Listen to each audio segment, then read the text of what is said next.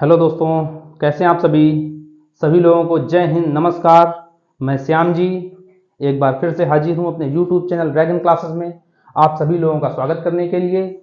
और आज ये भारत के संवैधानिक विकास यानी इंडियन पॉलिटी की 6वीं क्लास होने वाली है। हम लोग एक एक क्लास बाकायदे एक एक डेट सहित पढ़ते आ रहे हैं और उम्मीद है कि हमने किसी भी डेट को, किसी भी इम्पोर्टेंट क्वेश्चन को छोड़ा नहीं है, ताकि कोई भी क्वेश्चन एग्जाम से आए तो आपका छूटना नहीं चाहिए। तो हमने बाकायदे पूरी तरीके से एक एक इम्पोर्टेंट क्वेश्चन, एक एक डेट्स बाकायदे पूरी बताई हैं। और आप लोग भी, उम्मीद है कि सबको समझ में आ रहा होगा और उम्मीद है कि सभी लोग पढ़ते हुए चलिए। और जो लोग नए हैं तो वो लोग पिछली क्लास जरूर देखिएगा, क्योंकि क्या है कि अगर आप यहाँ से देखेंगे तो हो सकता है आपका पिछला वाला छूट जाए। अब आप अगर आप शुरुआत से देखेंगे तो आपको पूरा जो है समझते हुए चलेंगे कि कैसे क्या हुआ, किस तरह से हमारे भारत के संवैधानिक विकास की शुरुआत हुई, कैसे क्या हुआ, इस तरह से। तो सभी लोग जो है आज की क्लास शुरू करने से पहले दोस्तों चैनल को सब्सक्राइब कर दें, लाइक कर दें और शेयर जरूर करते रहिए। आपके पास जो भी पढ़ाई से संबंधित ग्रुप हो, व्हाट्सएप पे, टेलीग्राम पे, तो उस पर शेयर जरूर करिए ताकि इस क्लास का लाभ सभी बच्चे उठा सकें। तो आज की क्लास हम लोग शुरू करते हैं। तो आज की क्लास आज हम लोग देखेंगे कि संविधान सभा में वाचन हुए थे। क्या हुए थे? वाचन हुए थे। तो संविधान सभा में 3 वाचन हुए थे। कितने वाचन हुए थे? 3 वाचन हुए थे संविधान सभा में। तो वो 3 वाचन किस तरह से, किस डेट को, कब, कैसे क्या हुआ, तो ये हम लोग देखेंगे। क्योंकि एग्जाम में बहुत बार पूछा जाता है कि प्रथम वाचन कब हुआ, द्वितीय वाचन कब हुआ, तृतीय वाचन कब हुआ और किस डेट से। इनकी डेटें पूछी जाती हैं एग्जाम में। मतलब किसी ना किसी तरह सवाल पूछ लिया जाता है कि द्वितीय वाचन किस डेट से किस डेट तक चला था, इस तरह से पूछे जाते हैं। तो आज हम लोग यही जो वाचन है इनकी डेट देखते हैं। तो यहीं से हम लोग शुरुआत करते हैं आज की क्लास की। तो हम लोग बात करते हैं प्रथम वाचन की। किसकी? प्रथम वाचन की।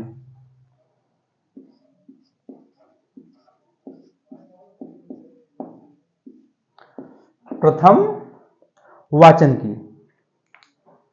तो जो प्रथम वाचन है ये कब से कब तक चला था? जो प्रथम वाचन है 4 मार्च 1948 से 9 मार्च 1948 तक चला था। कब तक चला था? 4 मार्च 1948 से 9 मार्च 1948 तक चला था। क्या चला था? जो प्रथम वाचन था संविधान सभा का।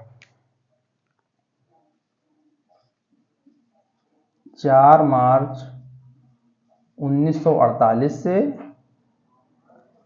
9 मार्च 1948 तक चला था। क्या चला था? जो भारत के संविधान सभा का जो प्रथम वाचन था, कब तक चला था? 4 मार्च 1948 से 9 मार्च 1948 तक चला था। फिर इसके बाद बात आती है दूसरे वाचन की, यानी कि द्वितीय वाचन की।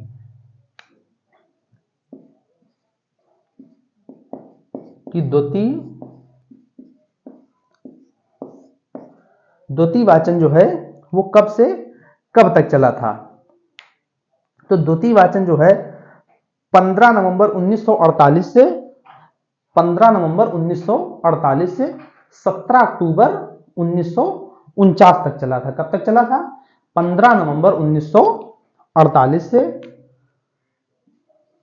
15 नवंबर 1948 से 17 अक्टूबर 1949 तक ये क्या चला था?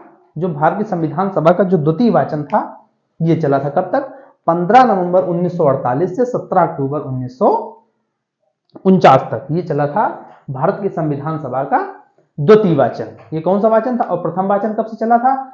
4 मार्च 1948 से 9 मार्च 1948 तक चला था। और ये जो द्वितीय वाचन था इसमें भारत के जो संविधान बनके तैयार हुआ तो उसके प्रारूप के बारे में द्वितीय वाचन में चर्चा की गई थी। किसके? संविधान के प्रारूप के बारे में चर्चा हुई थी। किसके बारे में? भारत के संविधान के प्रारूप के बारे में।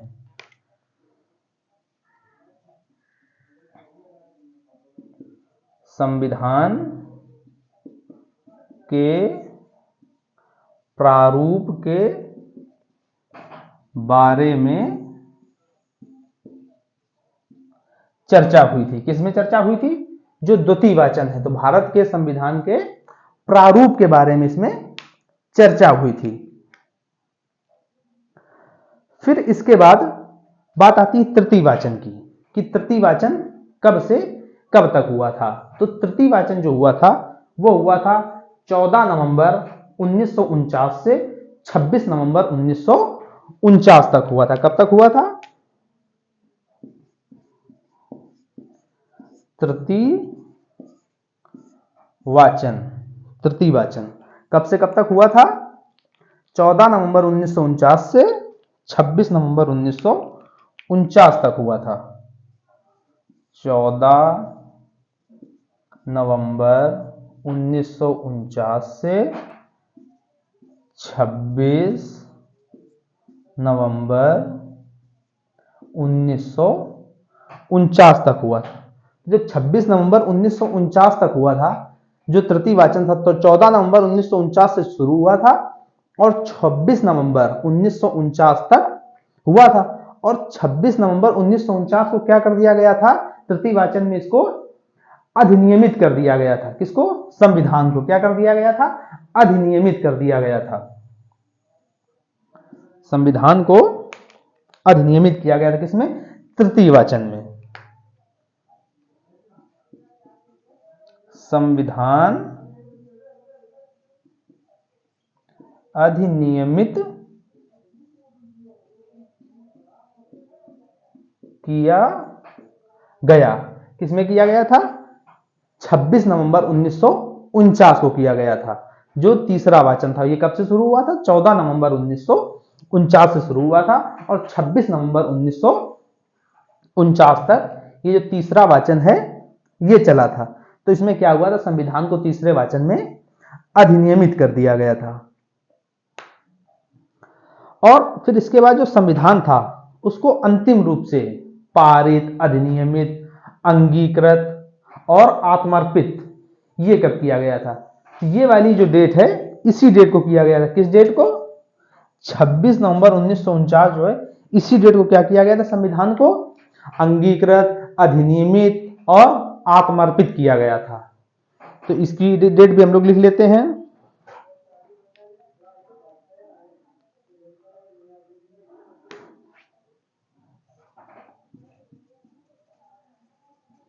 संविधान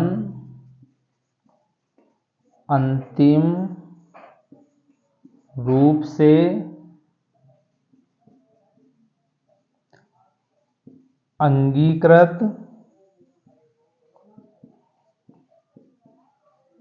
अधिनियमित और आत्मर्पित किया गया। तो ये कब किया गया था? ये किया गया था 26 नवंबर 1949 को। क्या किया गया था? इसको अंगीकृत, अधिनियमित और आत्मर्पित कर दिया गया था। क्योंकि जो लास्ट वाला वाचन था हमारा कब से समाप्त होता है? 26 नवंबर 1949 को ये यहां समाप्त होता। तो इसी डेट को क्या किया गया था? संविधान को अंतिम रूप से क्या कर दिया गया था? अंगीकृत, अधिनियमित, ये सब भाषाएं इसमें जब हम लोग वो पढ़ेंगे संविधान की प्रस्तावना, तो उसमें ये डेट पड़ी हुई है। कौन सी? 26 नवंबर 1949। ये क्या है? भारत के संविधान की जो प्रस्तावना उसमें यही डेट पड़ी हुई है कि भारतीय संविधान अंगीकृत, अधिनियमित और आत्मर्पित कब किया गया था? तो कब किया गया था? 26 नवंबर 1949 को किया गया। कब किया गया? 26 नवंबर 1949 को किया गया। और फिर इसके बाद ये जो 26 नवंबर 1949 की जो डेट है इसमें कितने सदस्य उपस्थित थे?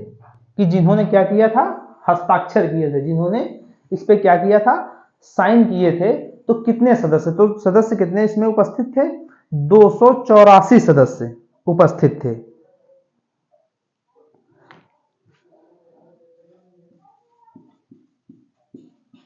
इस तिथि को उपस्थित सदस्य संख्या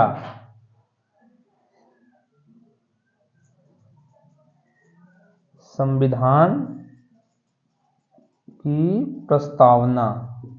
तो इस डेट को उपस्थित सदस्य संख्या 284 थी। कितनी थी? 284 थी। जो हमारे प्रस्तावना है उसमें जो सदस्य संख्या दिखाई गई कितनी उपस्थित थी? 284 सदस्य उपस्थित थे। किस डेट को? 26 नवंबर 1949 को। 26 नवंबर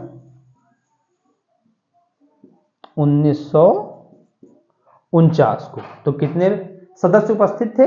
284 सदस्य उपस्थित थे। 26 नवंबर 1949 को उपस्थित थे। यहां तक बात समझ में आई।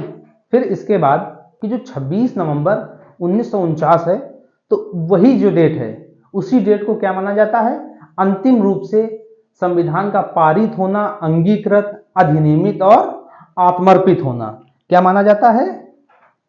अंतिम रूप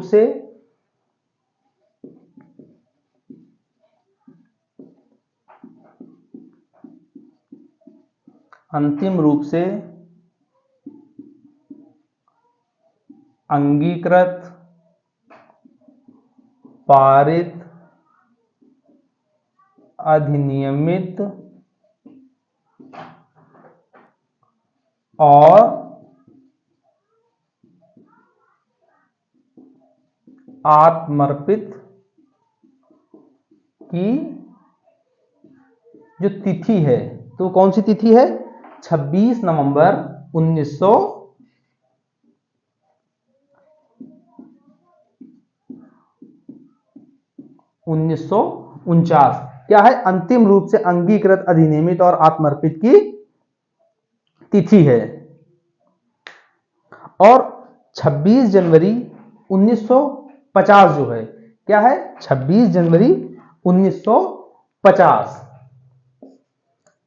26 जनवरी 1950 जो 26 जनवरी 1950 है, तो क्या है? संविधान के लागू होने या प्रवर्तन की तिथि है। वो कौन सी है? संविधान के लागू होने या प्रवर्तन की तिथि है, क्योंकि 26 जनवरी 1950 को ही पूर्ण रूप से क्या हुआ था? संविधान लागू हुआ था। तो 26 जनवरी 1950 क्या है? संविधान के लागू होने की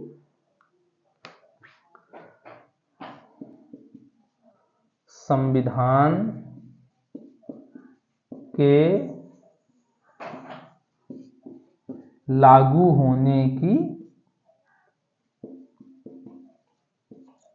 की तिथि। अंतिम रूप से संविधान हमारा कब लागू हो गया था पूर्ण रूप से? 26 जनवरी 1950 को क्या हुआ था? संविधान पूर्ण रूप से लागू हो गया था। फिर इसके बाद और क्या हुआ? इसके बाद जो हमारी संविधान सभा थी, तो हर चीज के लिए कोई भी आप फर्म देख लीजिए या कोई कंपनी है या कुछ भी है या कोई सरकारी ऑफिस वगैरह है, तो उसमें क्या होता है कि हर एक मंत्रालय हो या कोई भी, तो उसमें क्या होता है? हर एक उसका एक अपनी मोहर होती है। क्या होती है? अपनी एक मोहर होती है। तो इसी तरह से क्या है, जो हमारी संविधान सभा थी, तो उसने क्या हुआ? मोहर के रूप में क्या अपनाया था? तो बात कर लेते हैं। संविधान सभा ने मोहर के रूप में क्या अपनाया था? हाथी को। क्या अपनाया था? हाथी को।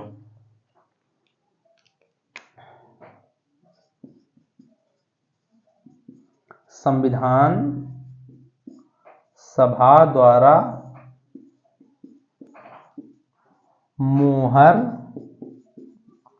के रूप में अपनाया गया। क्या अपनाया गया था? हाथी। क्या अपनाया गया था? हाथी। जो हमारी संविधान सभा थी उसने अपने मोहर के रूप में, अपने पहचान जो मोहर होती है उसके रूप में किसको अपनाया था? तो संविधान सभा ने मोहर के रूप में हाथी को अपनाया था। किसको अपनाया था? हाथी को अपनाया था। फिर इसके बाद जो हमारी संविधान सभा थी, क्या थी? जो संविधान सभा थी, तो उसके संवैधानिक जो सलाहकार थे वो कौन थे? तो भारतीय संविधान सभा के संवैधानिक सलाहकार कौन थे? वीएन राव। कौन थे? वीएन राव। संविधान सभा के संवैधानिक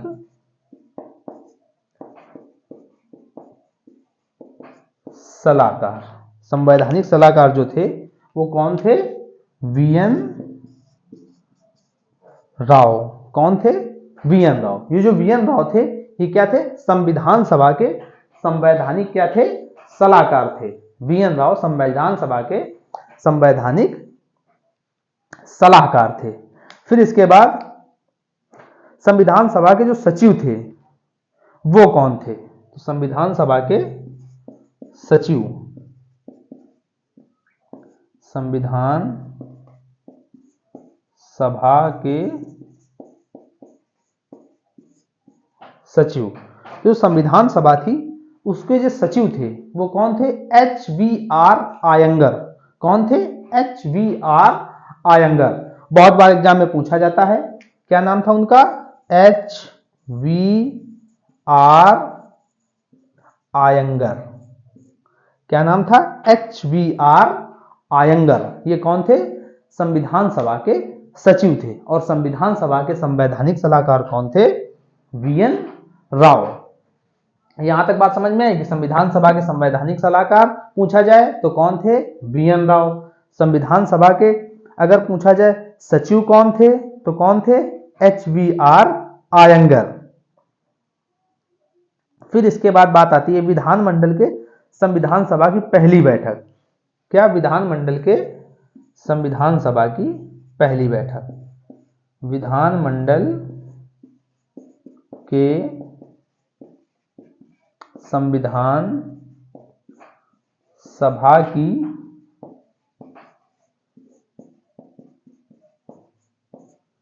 पहली बैठक। तो जो विधानमंडल का मतलब है यहां पे इसका मतलब डोमेनियन। क्या है? डोमेनियन। पिछली क्लासों में हम लोग क्या देखा था? जो डोमेनियन स्टेट थे, अधिराज्य। तो यहाँ पे डोमेनियन इसका वही मतलब है। डोमेनियन का मतलब क्या है? अधिराज्य। हम लोगों ने क्या पिछली क्लासों में डोमेनियन स्टेट वगैरह देखे हैं, तो ये वही है। तो जो विधानमंडल संविधान सभा की जो पहली बैठक है वो कब हुई थी? तो पहली बैठक हुई थी 17 नवंबर 1947 को। कब हुई थी? 17 नवंबर 1947 को हुई थी। किसकी हुई थी? विधानमंडल के संविधान सभा की पहली बैठक 17 नवंबर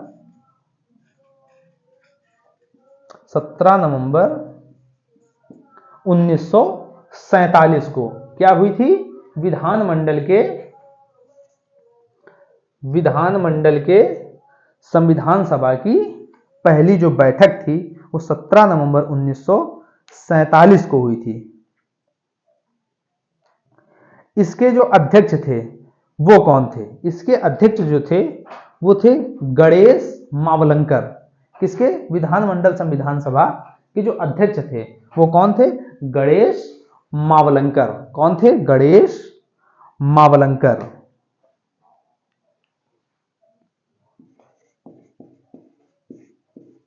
इसके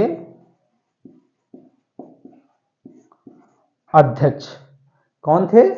गणेश मावलंकर।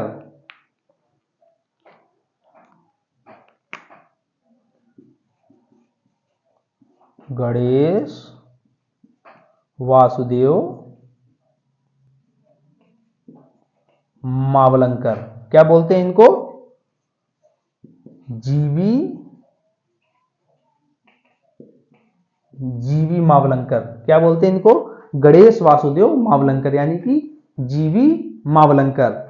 और यही जो गणेश वासुदेव मावलंकर थे ये क्या हुए? ये आगे चल के जो लोकसभा थी हमारे यहाँ, तो लोकसभा के पहले अध्यक्ष यही बने थे। अगर पूछा जाता है कि लोकसभा के पहले अध्यक्ष कौन थे तो कौन थे? जीवी मावलंकर। तो यही बने थे। जो गणेश वासुदेव मावलंकर हैं ये क्या हुए थे? लोकसभा के पहले अध्यक्ष बने थे? क्या बने थे? पहले अध्यक्ष। बहुत ही इंपॉर्टेंट क्वेश्चन है कि आपसे पूछा जाए लोकसभा के पहले अध्यक्ष कौन थे, तो लोकसभा के जब पहले अध्यक्ष पूछा जाए तो कौन थे? जीवी मावलंकर। कौन थे? लोकसभा के पहले अध्यक्ष जीवी मावलंकर। यहां तक बात समझ में आई। फिर इसके बाद जब हमारा संविधान बनके तैयार हो गया 26 नवंबर 1949 को, तो उस टाइम पे संविधान में 395 अनुच्छेद थे। कितने अनुच्छेद थे? 395 अनुच्छेद थे और 8 अनुसूचियां थी और 22 भाग थे। कितने भाग थे? 22 भाग, 8 अनुसूचियां और 395 अनुच्छेद थे। कब थे? 26 नवंबर 1949 को।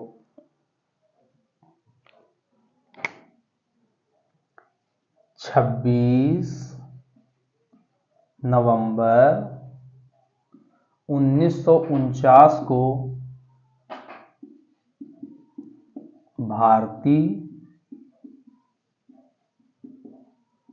संविधान में 395 अनुच्छेद, 8 अनुसूचियां और 22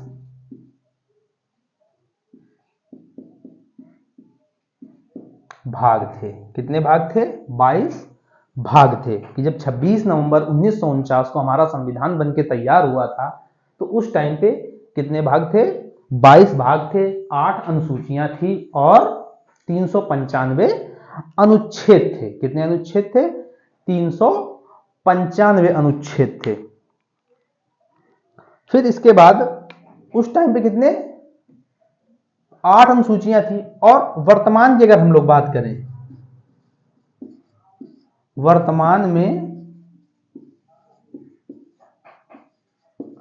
वर्तमान में अनुसूचियां, तो उस टाइम पे 26 नवंबर 1949 को कितने थे?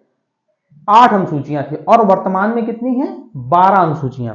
तो ये एग्जाम में बहुत बार पूछा जाता है कि वर्तमान में अनुसूचियां कितनी हैं, तो 12 अनुसूचियां हैं। कितनी हैं?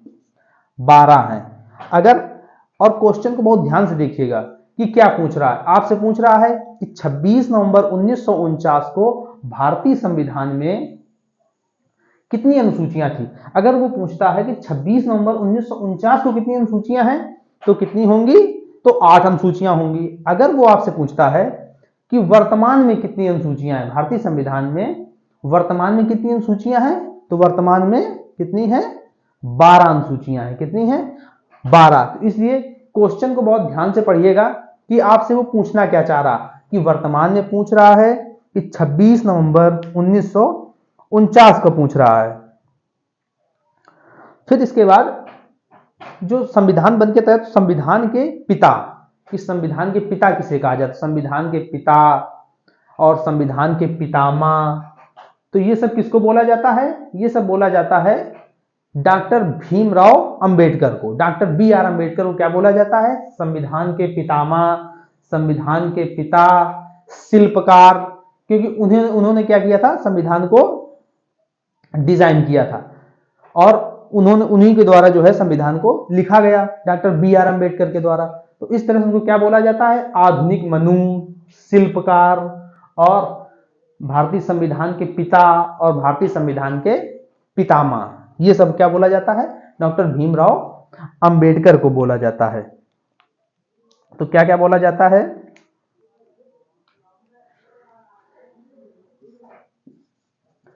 भारतीय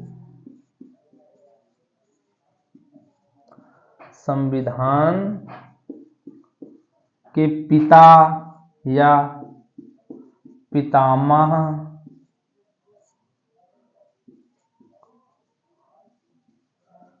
शिल्पकार,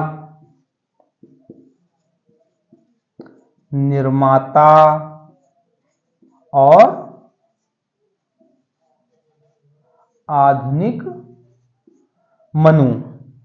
तो ये सब बातें क्या क्या, कि पिता, पितामह, शिल्पकार, निर्माता और आधुनिक मनु, तो किसको बोला जाता है? ये बोला जाता है डॉक्टर भीमराव अंबेडकर को। किसको बोला जाता है?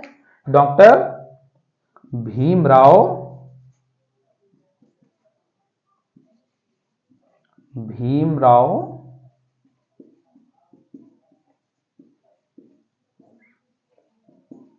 अंबेडकर को क्या क्या बोला जाता है? भारतीय संविधान के पिता, पितामह, आधुनिक मनु, शिल्पकार और निर्माता, यानी कि जिसने निर्माण किया हो, तो किसको बोला जाता है? डॉक्टर भीमराव अंबेडकर को बोला जाता है। फिर इसके बाद कि जो भारतीय संविधान बन के तैयार हुआ था, तो भारतीय संविधान में क्या था? जो महिला सदस्यों की कितनी संख्या थी? यह भी बहुत बार पूछा जाता है कि भारतीय संविधान में महिला सदस्यों की सदस्य संख्या कितनी थी?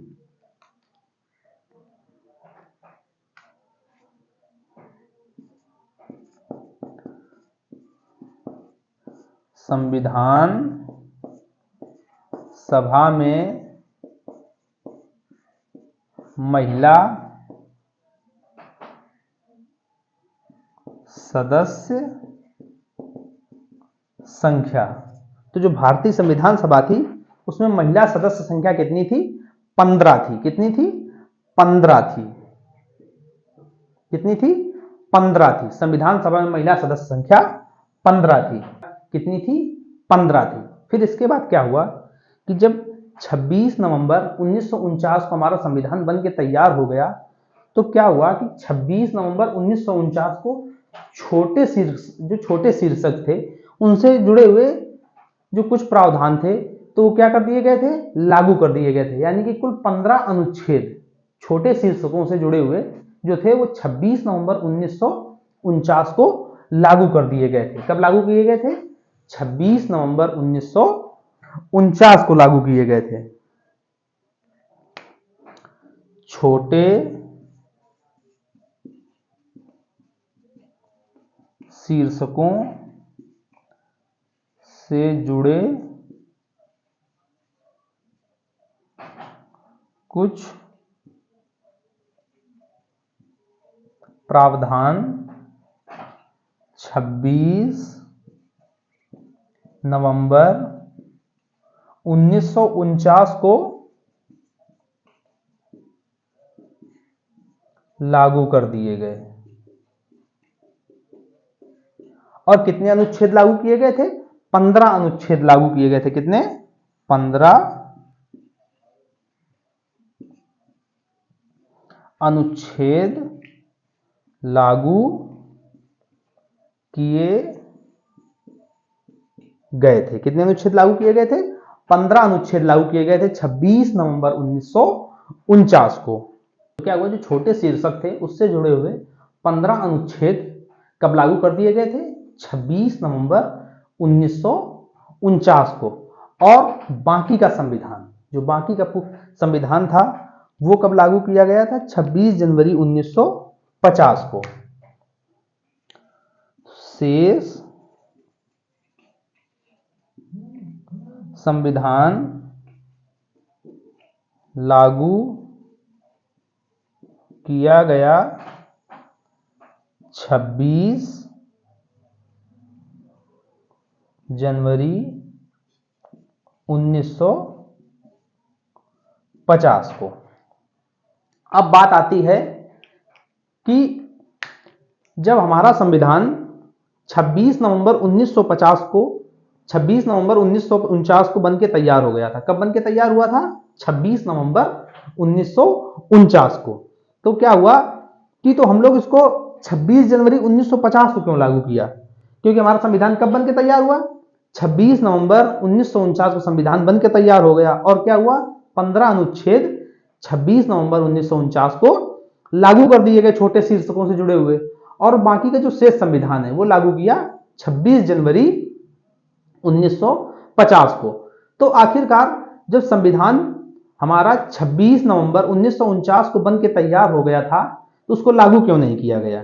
तो 26 नवंबर 1949 को बन के तो तैयार हो गया, उसको इसलिए लागू नहीं किया गया था कि क्या था कि इससे पहले हम लोग 1930 में क्या हुआ था कि भारतीय राष्ट्रीय कांग्रेस ने कब 1930 में भारतीय राष्ट्रीय कांग्रेस ने पूर्ण स्वराज की घोषणा की थी। क्या की थी? पूर्ण स्वराज की घोषणा की थी। किसने की थी? भारतीय राष्ट्रीय कांग्रेस ने।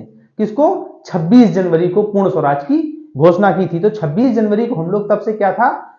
स्वतंत्रता दिवस के रूप में मनाते आ रहे थे। फिर क्या हुआ? स्वतंत्रता दिवस को हम लोगों को स्वतंत्रता कब मिली थी? स्वतंत्रता हम लोगों को मिली थी 15 अगस्त को। तो अब 26 जनवरी को क्या किया जाए? तो क्या हुआ? संविधान को 26 जनवरी को लागू किया गया। तो उसको हम लोग किस रूप में मनाते हैं? गणतंत्र दिवस के रूप में मनाते हैं। किस रूप में? गणतंत्र दिवस के रूप में। इसलिए क्या हुआ? संविधान को 26 नवंबर 1949 को लागू ना करके 26 जनवरी 1950 को लागू किया गया था। यही कारण था। तो कब लागू किया गया था? 26 जनवरी 1950 को पूरा संविधान लागू कर दिया गया था। और क्या हुआ? तो एग्जाम में बहुत बार पूछा जाता है कि किस समिति के अध्यक्ष कौन थे? किस संघ समिति के अध्यक्ष कौन थे? प्रारूप समिति के अध्यक्ष कौन थे? इस तरह से क्वेश्चन एग्जाम में पूछा जाता है। तो हम लोग एक एक करके समितियां देख लेते हैं कि किस समिति के अध्यक्ष कौन थे।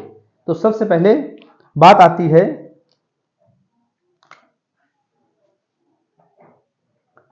संविधान सभा की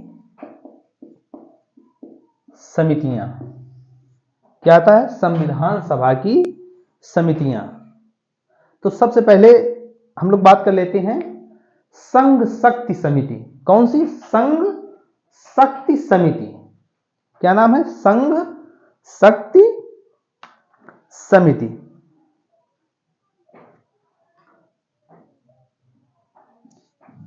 संघ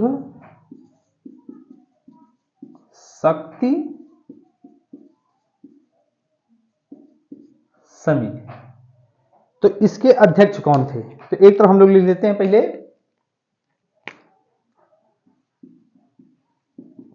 समितियां, और एक तरफ क्या है? इनके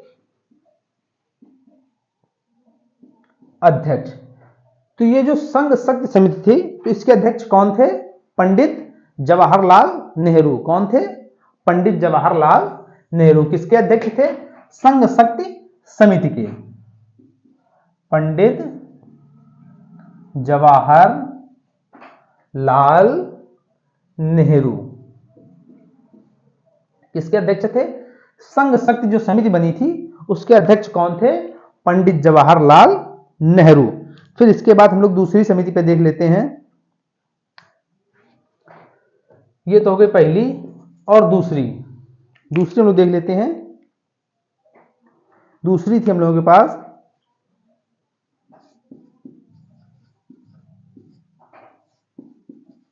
संघीय संविधान समिति। कौन सी थी? संघीय संविधान समिति। तो संघीय संविधान समिति के क्या अध्यक्ष कौन थे? तो इसके अध्यक्ष भी कौन थे? पंडित जवाहरलाल नेहरू। किसके? संघीय संविधान समिति के अध्यक्ष कौन थे? पंडित जवाहरलाल नेहरू। तो जवाहरलाल नेहरू किसके अध्यक्ष थे? एक तो संघ शक्ति समिति थी, उसके अध्यक्ष कौन थे? पंडित जवाहरलाल नेहरू। संघीय संविधान समिति के अध्यक्ष कौन थे? पंडित जवाहरलाल नेहरू। फिर इसके बाद बात आती है प्रांतीय संविधान समिति। किसकी? प्रांतीय संविधान समिति की। तो हम लोग बात कर ले प्रांतीय संविधान समिति के अध्यक्ष कौन थे। तो प्रांतीय जो संविधान समिति थी उसके अध्यक्ष थे सरदार पटेल। कौन थे? सरदार पटेल थे। किसके? प्रांतीय संविधान समिति के अध्यक्ष। प्रांतीय संविधान समिति। तो इसके अध्यक्ष कौन थे? सरदार पटेल। सरदार पटेल किसके अध्यक्ष थे? प्रांतीय संविधान समिति के। तो ये जो समितियां हम लोग पढ़ रहे हैं एक एक करके, संघीय शक्ति समिति के अध्यक्ष पंडित जवाहरलाल नेहरू, संघीय संविधान समिति के अध्यक्ष पंडित जवाहरलाल नेहरू, और प्रांतीय संविधान समिति के अध्यक्ष कौन है? सरदार पटेल। फिर इसके बाद बात आती है परामर्श समिति। किसकी बात आती है? परामर्श समिति। तो परामर्श समिति के अध्यक्ष कौन थे? परामर्श समिति के अध्यक्ष थे सरदार पटेल। कौन थे? सरदार पटेल। सरदार पटेल किसके अध्यक्ष थे? एक तो प्रांतीय संविधान समिति के अध्यक्ष थे, और कौन थे? जो परामर्श समिति थी उसके अध्यक्ष कौन थे? सरदार पटेल। अब ये जो परामर्श समिति है, तो इसमें भी हम लोग डिटेल में देख लेते हैं कि परामर्श समिति किस तरह से थी, क्योंकि इसमें भी उप समिति थी। तो इस तरह से हम लोग देख लेते हैं कि इसमें बहुत ही क्या रहता है? डाउट रहता है। तो हम लोग देख लेते हैं परामर्श समिति के बारे में।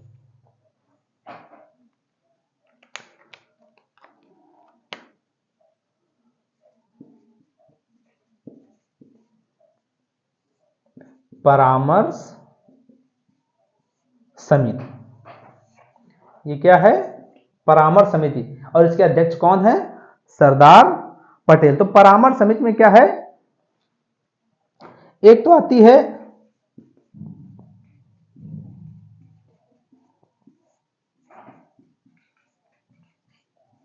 क्या आती है? मूल अधिकार समिति। क्या आती है? मूल अधिकार समिति। और दूसरी क्या आती है? दूसरा आता है अल्पसंख्यक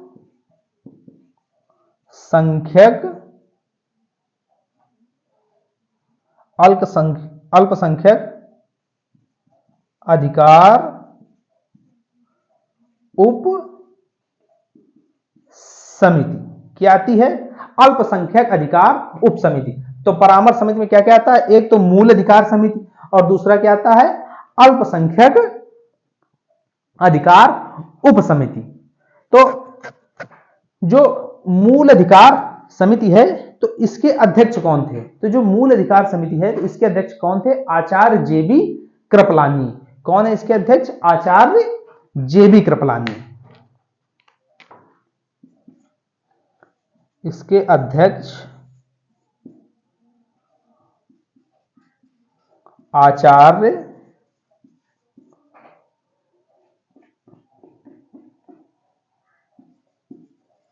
जेबी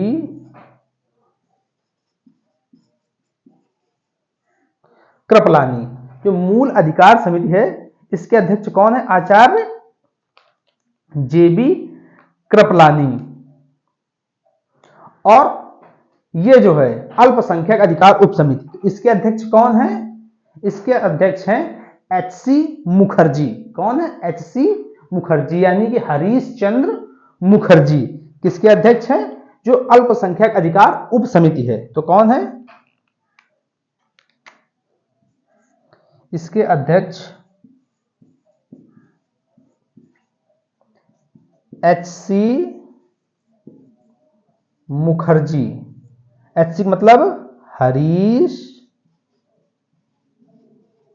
चंद्र मुखर्जी। किसके अध्यक्ष है? अल्पसंख्यक अधिकार उप समिति के क्या हैं? अध्यक्ष हैं। तो यहां तक बात समझ में आई कि संघ शक्ति समिति के अध्यक्ष कौन है? पंडित जवाहरलाल नेहरू। इसके बाद संघीय संविधान समिति के अध्यक्ष कौन है? पंडित जवाहरलाल नेहरू। और प्रांतीय संविधान समिति के अध्यक्ष सरदार पटेल। परामर्श समिति के अध्यक्ष कौन है? सरदार पटेल। और परामर्श समिति में क्या है? दो समितियां, एक तो मूल अधिकार समिति आती है, और दूसरी कौन सी आती है? अल्पसंख्यक अधिकार उप समिति। जो अल्पसंख्यक अधिकारी क्या है? उप समिति है, और मूल अधिकार समिति है। तो जो मूल अधिकार समिति है, अगर पूछा जाए कि मूल अधिकार समिति के अध्यक्ष कौन थे, तो कौन थे? आचार्य जेबी कृपलानी। कौन थे? आचार्य जेबी कृपलानी। और अल्पसंख्यक अधिकार उप समिति जो है, इसके अध्यक्ष कौन है? एच.सी. मुखर्जी, यानी कि हरीश चंद्र मुखर्जी। यहां तक बात समझ में आई। इसके बाद बात आती है कि प्रक्रिया नियम समिति। किसकी? प्रक्रिया नियम समिति। जो प्रक्रिया नियम समिति है, उसके अध्यक्ष कौन है? डॉक्टर राजेंद्र प्रसाद। कौन है? डॉक्टर राजेंद्र प्रसाद। किसके अध्यक्ष हैं? प्रक्रिया नियम समिति के।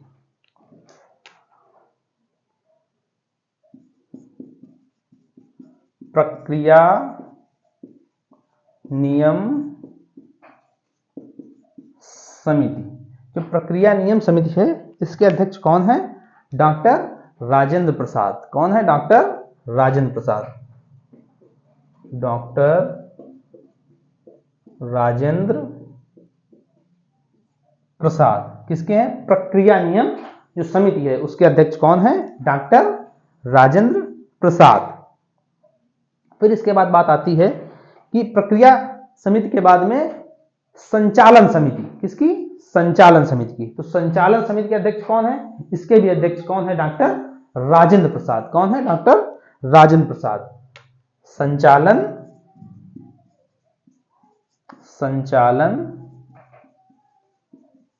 समिति इसके अध्यक्ष कौन है? डॉक्टर राजेंद्र प्रसाद। कौन है? डॉक्टर राजेंद्र प्रसाद। किसके? प्रक्रिया नियम समिति और संचालन समिति। प्रक्रिया नियम समिति के अध्यक्ष कौन है? डॉक्टर राजेंद्र प्रसाद। संचालन समिति के अध्यक्ष कौन है? डॉक्टर राजेंद्र प्रसाद। फिर इसके बाद बात आती है राज्यों के समझौते की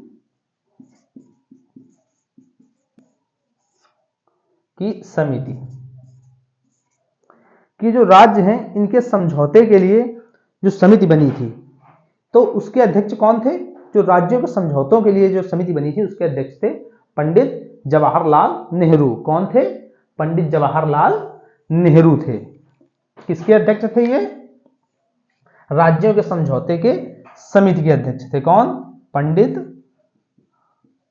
जवाहरलाल नेहरू। किसके अध्यक्ष थे? जो राज्यों में समझौते के लिए समिति बनी थी तो राज्यों के समझौते की समिति के अध्यक्ष थे पंडित जवाहरलाल नेहरू। फिर इसके बाद बात आती है एक महत्वपूर्ण समिति, सबसे इंपॉर्टेंट समिति है एग्जाम में बहुत बार, और एग्जाम की दृष्टि से तो सभी जितनी समितियां बताई हैं सभी इंपॉर्टेंट है। कोई ना कोई समिति एग्जाम में जरूर पूछी जाती है कि इसके अध्यक्ष कौन थे। और सबसे इंपॉर्टेंट समिति अब बताने जा रहे हैं प्रारूप समिति। कौन सी समिति? प्रारूप समिति की बात करते हैं। तो प्रारूप समिति के अध्यक्ष कौन है? डॉक्टर भीमराव अंबेडकर। कौन है? डॉक्टर भीमराव अंबेडकर हैं। किसके? प्रारूप समिति के। प्रारूप समिति। जो प्रारूप समिति है उसके अध्यक्ष कौन है? डॉक्टर भीमराव अंबेडकर। सबसे महत्वपूर्ण समिति है यही। कौन सी? प्रारूप समिति। कौन है इसके अध्यक्ष? डॉक्टर भीमराव अंबेडकर। कौन है? डॉक्टर भीमराव अंबेडकर किसके अध्यक्ष हैं? ये जो प्रारूप समिति है इसके अध्यक्ष हैं। और ये प्रारूप समिति बनी कब थी? ये बहुत बार एग्जाम में पूछा जाता है कि आखिरकार प्रारूप समिति बनी कब थी। तो जो प्रारूप समिति थी वो बनी थी 29 अगस्त का 29 अगस्त 1947 को। कब बनी थी? 29 अगस्त 1947 को। 29 अगस्त 1947 को बनी थी। क्या बनी थी? प्रारूप समिति। और सबसे इंपॉर्टेंट समिति है, मैं बार बार बोल रहा हूं कि एग्जाम में बहुत बार अनगिनत बार यह समिति पूछी गई है कि प्रारूप समिति के अध्यक्ष कौन थे। तो कौन थे? डॉक्टर भीमराव अंबेडकर। और जितनी समितियां बताई हैं ये सब समिति बिल्कुल जबान पे होनी चाहिए कि कोई भी पूछी जाए किस समिति के अध्यक्ष कौन थे तो तुरंत आना चाहिए फटाक से कि समिति के अध्यक्ष ये थे। तो सभी समितियां एग्जाम में किसी न किसी एग्जाम में सभी समितियां पूछी जरूर गई हैं। जितने भी आपके वनडे एग्जाम होते हैं तो सब एग्जाम की दृष्टि से तो सभी समितियां क्या है? इंपॉर्टेंट है। पर लेकिन ये वाली जो प्रारूप समिति है ये सबसे ज्यादा इंपॉर्टेंट है क्योंकि ये अनगिनत बार बहुत बार पूछी गई है कि प्रारूप समिति के अध्यक्ष कौन थे। तो कौन है? डॉक्टर भीमराव अंबेडकर किसके अध्यक्ष हैं? प्रारूप समिति के अध्यक्ष हैं। और आज के लिए यहीं तक, बाकी हम लोग देखेंगे नेक्स्ट क्लास में। अगली क्लास में हम लोग देखते हैं कि जो भारत का संविधान है तो भारत के संविधान में विदेशी स्रोत मतलब विदेशों के जो संविधान है उनका अवलोकन किया गया था, और उनके अवलोकन करने के बाद में किस देश के संविधान से क्या उठा के भारतीय संविधान में रखा गया है, कि किसी देश से कुछ उठाया गया वो भारतीय संविधान में रखा गया, किस देश से क्या उठा के फिर भारतीय संविधान में रखा गया। इस तरह से हम लोग बाकी देखते हैं नेक्स्ट क्लास में। तो नेक्स्ट क्लास जो है वो कौन सी होगी, कि भारतीय संविधान के विदेशी स्रोत। तो सभी लोग आज के लिए यहीं तक, बाकी हम लोग देखते हैं नेक्स्ट क्लास में। तब तक के लिए दोस्तों जय हिंद, और चैनल को सब्सक्राइब जरूर करते रहिए, और आपके पास जो भी ग्रुप हो उस पे भाई एक बार आप लोग जरूर शेयर करिएगा, ताकि इस क्लास का लाभ सभी बच्चे उठा सकें।